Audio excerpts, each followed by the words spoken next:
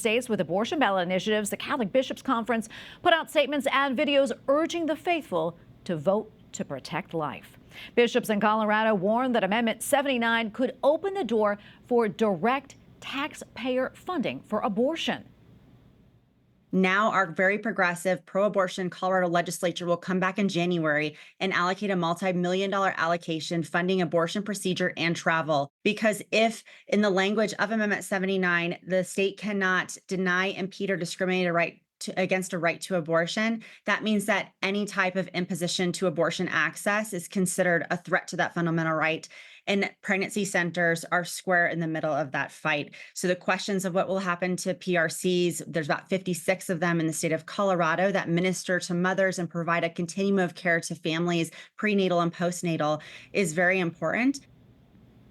All right, we return now to Bishop Michael Burbidge, head of the Catholic Diocese of Arlington, Virginia, just outside the nation's capital here. He is also the chairman of the USCCB Committee on Pro-Life Activities. Your Excellency, great to have you on the show. Thank you, Tracy.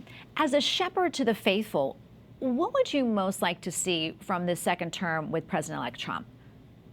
Well, we always, as a conference of bishops, always pledge our willingness to work with the administration in all policies that promote life and justice, assistance to the poor and needy, anything that we can do to promote, to uphold the dignity of all persons as children of God, and to be united as a nation. You know, when we went to bed last night, we knew one thing was going to happen. We were going to wake up today, still one nation under God, and I echo those words of Archbishop Broglio that we are called to do all that we can to foster that unity as we promote truth and justice. Absolutely. And how should we as Catholics respond to the election? I mean, given that, you know, we are seemingly a divided country, how can we come together?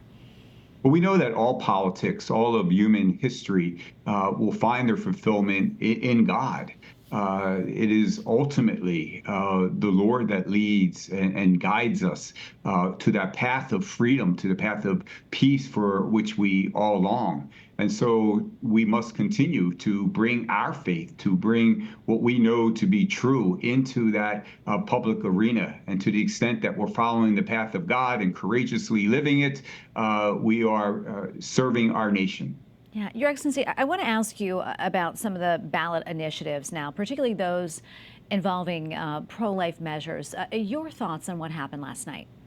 Well, we know that the ballot initiatives, 10 states were facing those initiatives, and Florida, and Nebraska, and South Dakota were successful in protecting life and limiting abortion. I know all the bishops in those 10 states were working tirelessly, devoting so much energy, so much resources, so much teaching of the need to on the local level and the state level to protect life. We're not always going to be victorious. I commend and thank the bishops and the faithful in all those states that were facing this challenge, and particularly join them in thanking God in the 3 states that were victorious. But even when we lose, we're not defeated. We have the truth, and we will continue to proclaim that. Yeah, and we have maybe a little less than a minute left, but I quickly want to ask you this. In the next week, all the U.S. bishops are going to meet in Baltimore. Will the pro-life committee that you lead, will you be discussing the election results there? We will.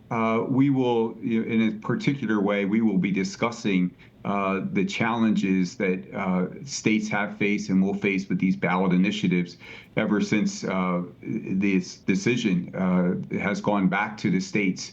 And so we will continue to listen from those who've gone through this experience.